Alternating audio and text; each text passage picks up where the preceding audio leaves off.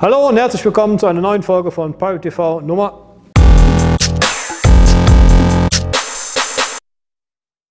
Hey ho, Gemeinde Rock'n'Roll. Ja, ne, wie sieht's hier aus? Und wie sehe ich vor allen Dingen aus? Ne? Ich staub hier ein bisschen. Ja, ihr seht hier die neue Werkstatt der Firma Pirate Racing.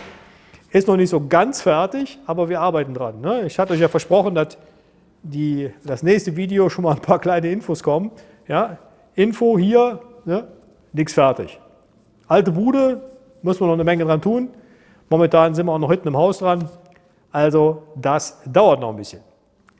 Gut, aber als allererstes natürlich bei jeder Folge kommt zuerst die Vorschau, richtig. In dieser Folge zeigen wir euch endlich die Einbauanleitung für den Stage 1 Kit 2017 für die 701. Und wir haben mal wieder einen schönen Big Bau Motor gebaut für die LC4. Den präsentieren wir euch danach.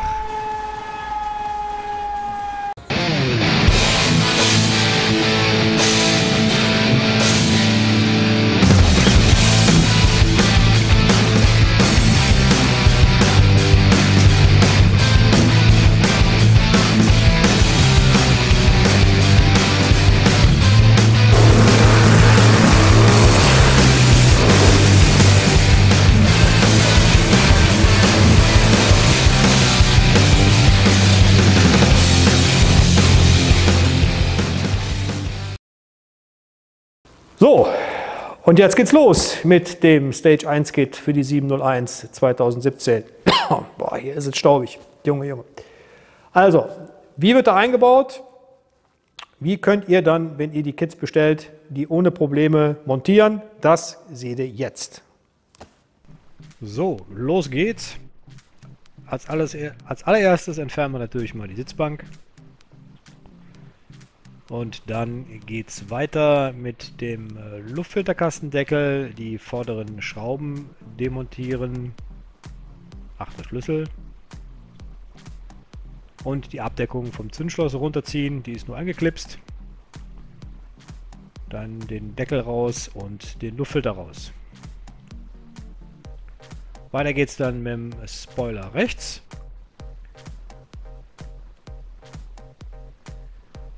Die Spoilerschrauben demontieren und vorne die zwei auch.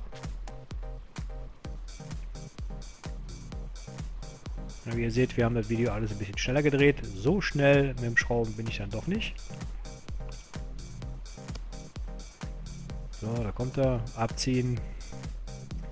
Und den Regler Gleichrichter demontieren, damit wir gleich an den Luftfilterkasten oder an die Luftfilterkastenschrauben drankommen. Schrauben raus,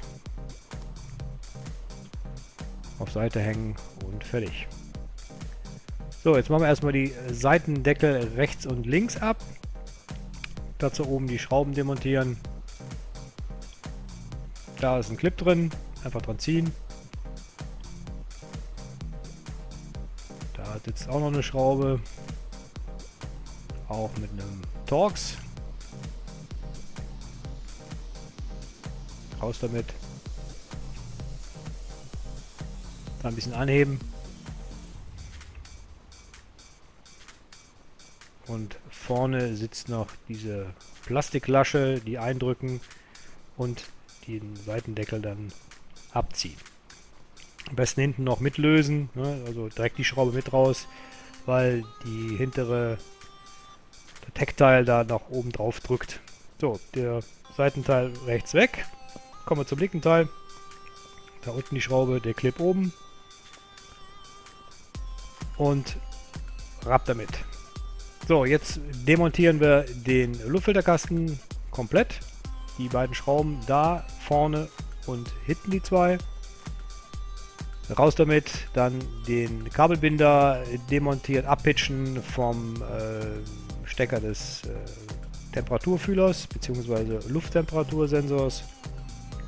Das Steuergerät runter, die Gummimanschette abziehen, die Stecker lösen, dann müsst ihr ein bisschen eindrücken, dann den Hebel nach vorne, dann klipsen die so aus, genau, so, raus damit, weg damit. Dann die Schelle lösen vom Luftfilterkasten Gummi auf die Drosselklappe. Ich habe mal nicht mit dem Schlüssel bin ich da reingegangen, sondern mit dem Finger nur, damit ihr das seht. Und den Schlauch vorne vom Luftfilterkasten vorne links abziehen und dann den Luftfilterkasten, den Stecker runter und den Luftfilterkasten nach hinten wegziehen. Den Schlauch noch ein bisschen beiführen von der linken Seite, der Lüfterschlauch, und dann könnt ihr das ganze Ding mit rausnehmen. So, jetzt bauen wir die Batterie aus. Die beiden Schrauben der Abdeckung entnehmen, nach vorne wegziehen und weg damit. Batterie raus, natürlich immer erst die Masse abschrauben, ganz klar. Dann die Busleitung.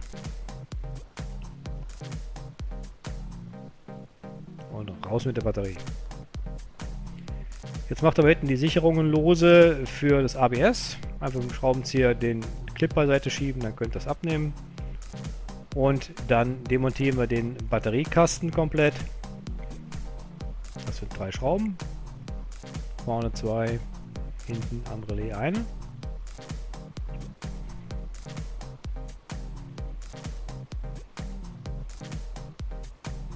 Rausziehen, Kabel unten raus. Da sind so Kabelhalterungen. Und raus damit. Jetzt demontieren wir das Pluskabel von der Batterie zum Anlasserrelais. Einfach ein bisschen oben raushebeln. Stecker raus. Dann mit dem Vierer Innensechskant die Mutter raus oder die Schraube rausdrehen. Und das Kabel komplett entfernen. Das ersetzen wir gleich durch unseres. Das ist etwas länger. Geht nach vorn. Seht ihr gleich. So, jetzt unser Kabel, was im Kit mit dabei ist, durchlegen und auch den Plusleitungsanschluss der Sicherung vom ABS mit dabei durchlegen. Die werden jetzt zusammen an das Anlasserrelais angeschlossen. Darauf achten, wie rum ihr diese Laschen setzt, damit die Kabel sich nicht gegenseitig quasi behindern oder die Klemmen abbrechen. Ja, die kann man so konfigurieren, dass die sauber auf dem Anlasserrelais aufsitzen bzw. drehen. Ja, gut festziehen. Hier seht ihr das nochmal. So muss das aussehen. Dann kommen die auch nicht ins Gehege. Stecker wieder rein und den Gummi wieder aufschieben.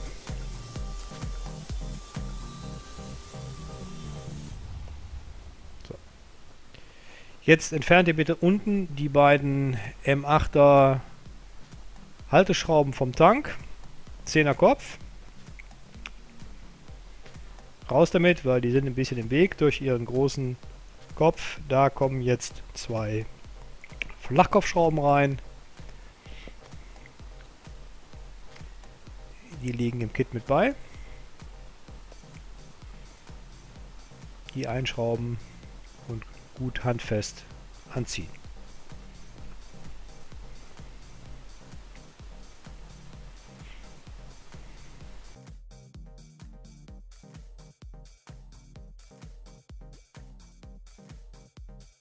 Jetzt lockert ihr das Original Massekabel auf der rechten Seite. Einfach die Schraube lösen, einmal 180 Grad umklappen und nach vorne legen und wieder gut festziehen. Die Batteriekasten einbauen von unserem Kit. Erst unten die beiden Schrauben in die Halterungen des Luftfilterkastens, wo normalerweise die Gummis vom Kasten drin sind, also vom Luftfilterkasten. Einmal rechts und einmal auf der linken Seite. Und dann könnt ihr schon mal die Plusleitung komplett anklemmen. Dann habt ihr die schon mal aus dem Weg.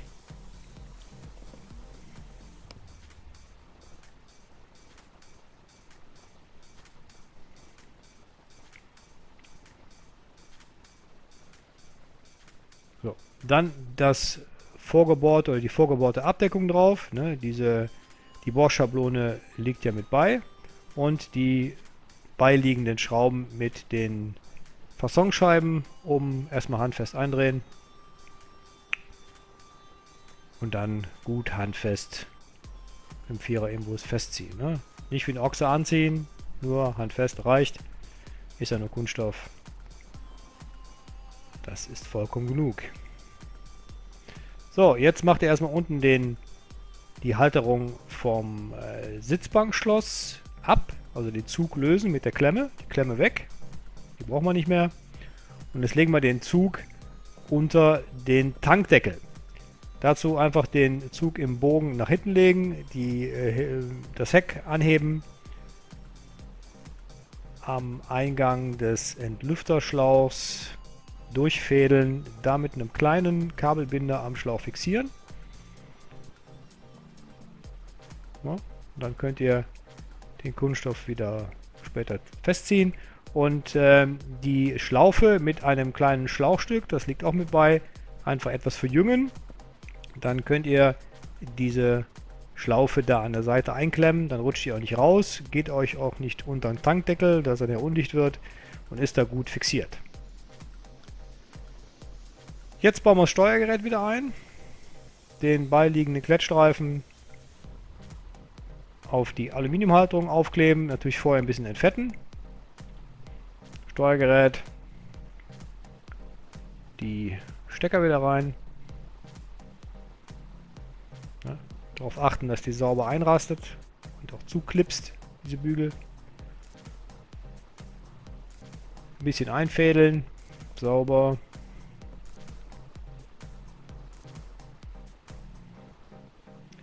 Dann den Klettstreifen auf der anderen Seite, die Abdeckung entfernen.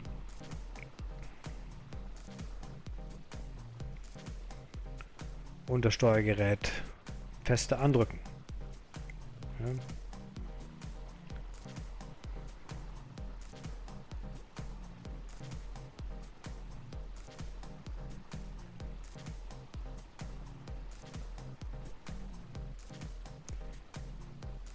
Den Power Commander anschließen, wie in der Anleitung vom Power Commander, die dabei liegt, beschrieben ist. Und dann könnt ihr oben an der Batterie die Masseleitung, also die Power Commander Masse inklusive der Batteriemasse anschließen und gut festziehen.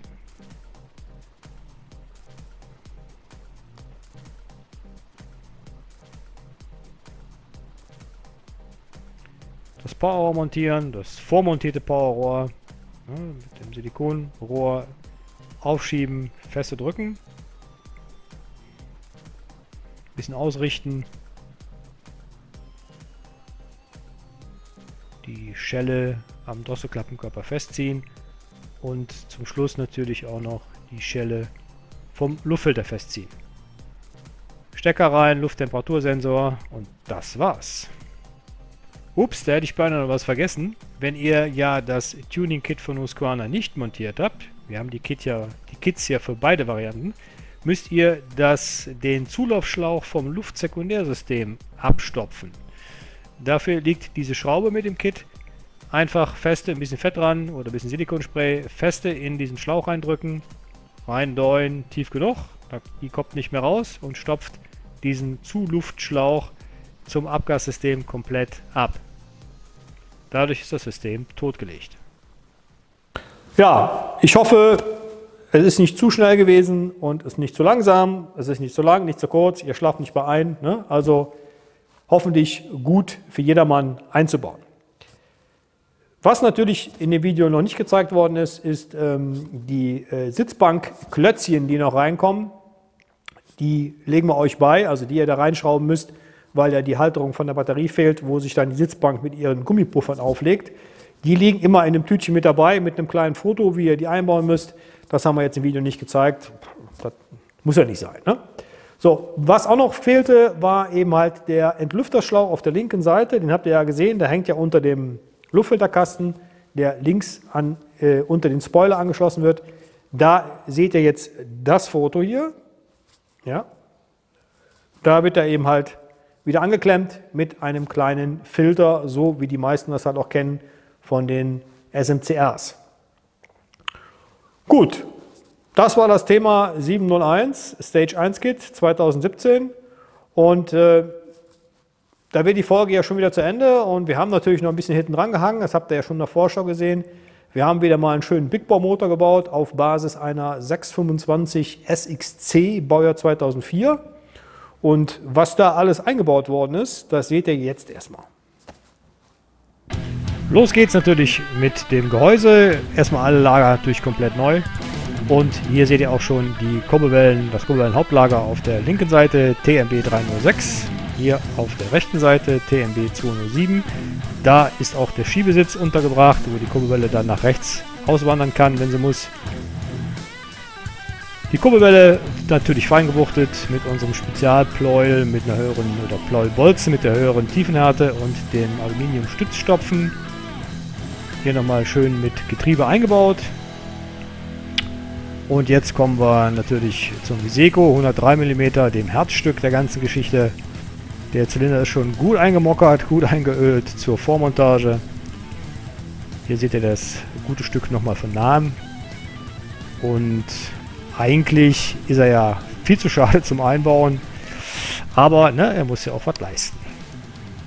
Zum guten Schluss kommen wir dann zum Zylinderkopf. Ventilsitzradien bearbeitet, Brennraum angepasst und Ventilsitze gefräst. So, jetzt habt ihr die schönen Bauteile gesehen. Ne? Und jetzt gucken wir mal, was sie denn so in Verbund zusammen so alles auf die Rolle drücken. Ja? Und dann machen wir jetzt mal ein bisschen Krach. Und los geht's.